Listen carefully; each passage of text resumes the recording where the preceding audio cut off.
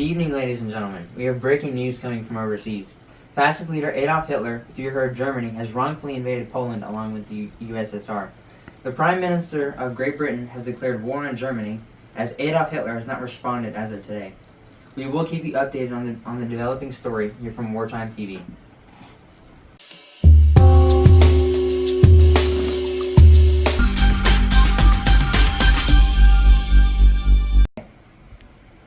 Watch out, high schoolers. All men for the ages of 21 to 35 must register into the draft. Although the United States isn't involved in any war, we must prepare for the worst. Have a nice morning from the Wartime TV.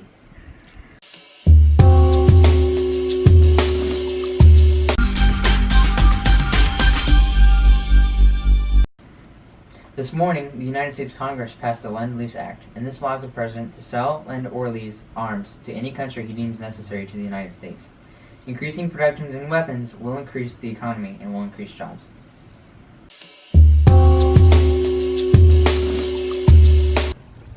Good morning, ladies and gentlemen. Today we're in what was formerly known as Poland, but is now Germany and the USSR borderline. And today we have some blue skies with a little bit of clouds coming in, and we should have some rain within the next week or two. So be ready for that. Have a good evening from the Wartime TV.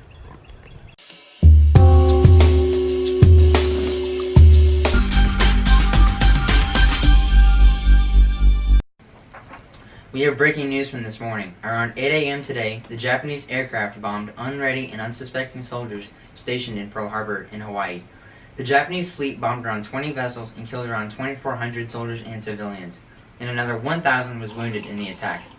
Aid is already being sent to those in Hawaii, but our condolences go out to those that lost loved ones this morning. The United States will be reviewing this incident in Congress this evening. More on WTTV.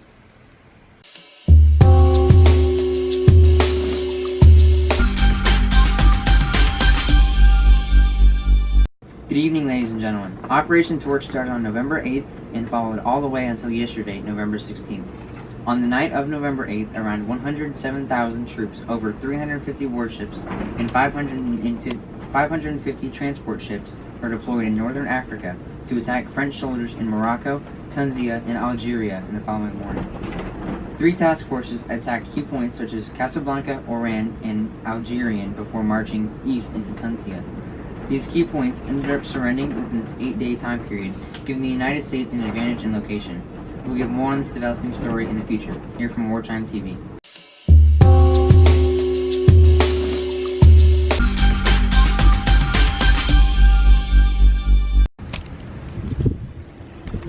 Today, the Allied forces raided Normandy, the northern beaches of France occupied by the Germans.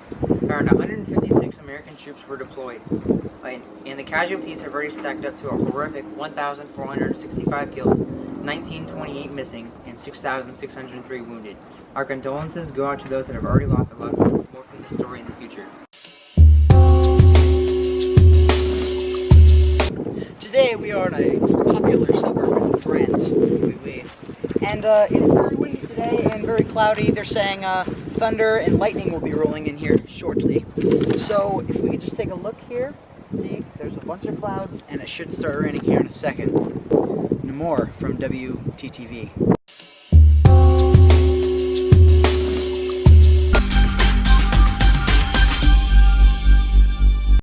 Recently, the American forces have been pushing into Germany and have come across many concentration camps.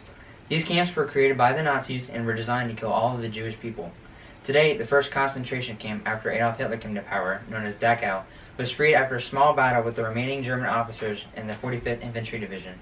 2 days before this, the majority of the prisoners were forced into a death march to Tegernsee. The majority of the SS officers in Dachau fled a few days before, but the Americans have found the remains of something that will be forever in vain for the rest of time. Around 30 railroad cars filled with bodies in different decomposition states, and over 30,000 survivors, but many look like skeletons due to the lack of food they received while put into camps. Some American soldiers were so frightened and angered at the sight that as they machine gunned down the remaining SS officers. So far, American forces have liberated Buchenwald, Dora-Mittelbau, Flossenburg, and Mauthausen. One of the American soldiers described as a pile of deceased prisoners as, quote, stacked up like cordwood. The living prisoners looked exactly like skeletons, unquote.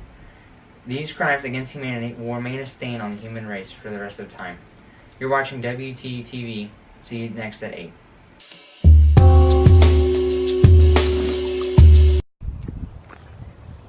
These gates is where the Jewish people stayed during their time at Dachau. And today we're going to be investigating that.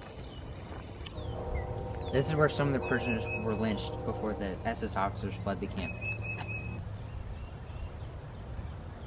This is where the prisoners were huddled together before they were relentlessly shot by Nazi officers. This is the river in which the Nazi officers threw the dead corpses into the water at Dachau.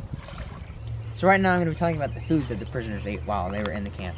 So in the mornings they were fed half of a liter of coffee, but it was basically water with a coffee extract in it, so it was very unsweet. At lunch they were fed a liter of soup containing rutabaga, potatoes, and small portions of rye flour. And the new prisoners actually barely couldn't even eat this tomato soup at all because it tasted so sour.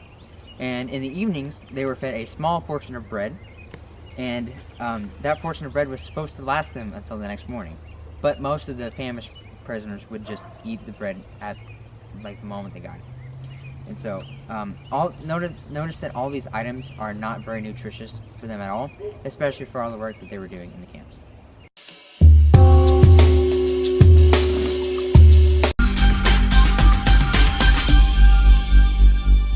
The war is officially over. The United States will help with repairing buildings in Italy, Germany, and France.